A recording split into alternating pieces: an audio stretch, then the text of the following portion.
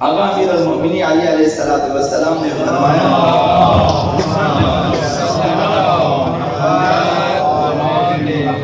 لا يستحين احد اذا لم يعلم الشيء ان يتعلم. آقا امیر المومنین نے نہج البلاغہ میں فرمایا اگر کوئی شخص کسی بات کو نہیں جانتا تو اسے جو ہے سیکھنے میں شرم نہیں کرنی چاہیے، چاہے عمر کے کسی بھی مرحلے میں ہو. جب انسان پیدا ہوتا ہے کچھ بھی نہیں جانتا، وہ خالی ذہن ہوتا ہے، وہ وہی جو فطری چیزیں خدا و تعالی نے ڈال دی وہی اس کے پاس ہے، باقی جو ہے کچھ بھی علم اس کے پاس موجود نہیں ہے. اور گزشتہ زمان کے ساتھ ساتھ انسان بہت سارے حقائق کو سیکھ لیتا ہے، دوسروں سے دیکھ کر سن کر سیکھ لیتا ہے. دانشمندان دنیا کی علمی ترقی اور علمی پیشرفت کی ایک وجہ سوال ہے. انہوں نے زیادہ سوال کیا ہے، پوچھا ہے، جواب دریافت کیا ہے، اس وجہ سے انہوں نے ترقی کی ہے. اسلام میں یہ بیان ہوا ہے کہ سوال کلید علم ہے، علم کی چابی سوال ہے. جسے سوال کرنا آئے گا وہی سیکھ سکتا ہے، جسے پوچھنا نہیں آتا وہ نہیں سیکھ سکتا ہے. ترقی وہی کرے گا جو سوال کرنا آتا ہو اسے. تو لہذا اسلامی جو آداب ہیں، احکام ہیں، اس بارے میں بھی یہی ہے، انسان کو سوال کرنا چاہیے، پوچھنا چاہیے، پوچھنے میں شرم نہ کرے. آقا امیر المومنین نے فرمایا کہ اگر کچھ نہیں آتا، کچھ کسی چیز کا پتہ نہ ہو تو پھر پوچھ لیا کریں جنہیں آتا ہے. فَاسْأَلُوا أَهْلَ الذِّكْرِ إِن كُنتُمْ لَا تَعْلَمُونَ. ایک سرسری معنی یہی ہے کہ جو ہے اہل ذکر سے پوچھو، جنہیں آتا ہے، جنہیں یاد ہے، جنہیں پتہ، ان سے پوچھو کہ اگر تم نہیں جانتے. خدا متعال کا بھی حکم ہے. آقا امام باقر علیہ السلام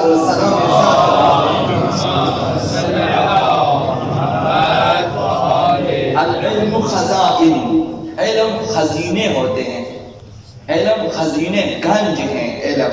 والمفاتیح السؤال، اس کی چابیاں سوال کرنا ہے، پوچھنا ہے. پوچھیں گے تو جانیں گے. علم زیادہ تر پوچھنے پر حاصل ہو جاتا ہے، مطالعہ سے بھی زیادہ یہ چیزیں بھول جاتے ہیں. اگر آپ پوچھ لیتے ہیں اکثر جوابات آپ کو یاد رہیں گے اگر آپ نے خود پوچھا ہے. تو لہذا فَاسْأَلُوا يَرْحَمُكُمُ اللَّهُ. پانچویں امام نے فرمایا چونکہ سوال کرنا، پوچھنا یہ علمی خزانوں کی چابیاں ہیں، لہذا تم لوگ پوچھ لیا کریں، سوال کیا کریں، علماء سے، فقہاء سے، دانشمندوں سے سوال کیا کریں، پوچھا کریں. خداوند تم پہ رحم فرمائے گا. فَإِنَّهُ يُؤْجَرُ فِي الْعِلْمِ أَرْبَعَةٍ. علم میں 4 افراد کو یکساں اجر حاصل ہوتا ہے. علم میں کہ اگر ایک شخص پوچھ لیتا ہے، دوسرا جواب دیتا ہے تو 4 افراد کو اجر مل جاتا ہے، ثواب ملتا ہے. السائل، ایک وہ شخص جس نے پوچھا ہے اسے بھی اجر ملتا ہے. والمتکلم، دوسرا وہ شخص جو جواب دے رہا ہے، استاد ہے، عالم ہے، فقیہ ہے، دانشمند ہے، وہ جواب دے رہا ہے، اسے بھی اجر ملتا ہے. والمستمع، تیسرا بندہ جو سننے والا ہوتا ہے، آپ نے پوچھا، اس نے جواب دیا، تیسرے نے سن لیا اور جو ہے اسے بھی اجر ملتا. والمحب لهم، کچھ افراد ہیں جنہیں جو پسند کرتے ہیں، استاد کو بھی پوچھنے والے سے بھی محبت ہے اور سننے والے سے بھی محبت ہے، یعنی علم دوست ہے، اسے بھی اجر ملتا ہے. تو لہذا اجر الا ماشاءاللہ ہے. اصول علم میں مجلس میں بہت سارے افراد بیٹھے ہیں، نہ پوچھنے والے ہیں نہ جواب دیتے، کہ سننے والے ہیں، سن کر بھی اجر حاصل کر لیتا ہے. لہذا آقا امیر المومنین علی بن ابی طالب علیہ السلام ان کے کچھ اشعار ہیں دیوان امام علی کے نام سے، دیوان امیر المومنین. ان کا ایک دیوان وہ ہے، اشعار کا مجموعہ امیر المومنین کا. کم و بیش جو ہے دانشمندوں کو پتہ ہے. ایک دیوان ہے اشعار کا مجموعہ ہے، وہ منسوب آقا امیر المومنین سے.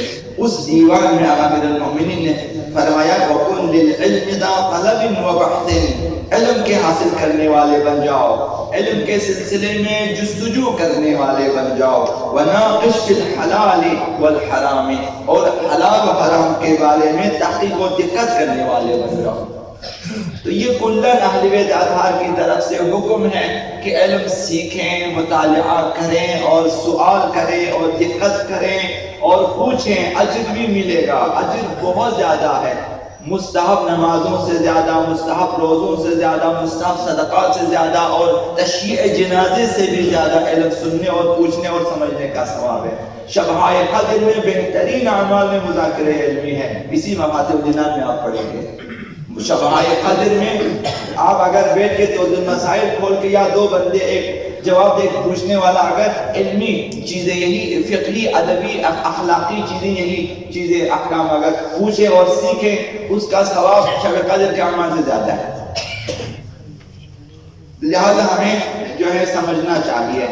ہم میں سے اکثر و بیشتر بہت سارے افراد، بہت سارے جو مطالب کے بارے میں ہم نہیں جانتے، جو کہ روزمرہ ہمارے لیے درپیش مسائل ہیں، تو نہ پوچھنے کی صورت میں ہم مقصر ہیں. اللہ ہمیں جواب دینا ہوگا. اور جب تک فرصت ہے، جب تک زندگی ہے، پوچھ لیا کریں، سیکھ لیا کریں اور عمل کیا کریں.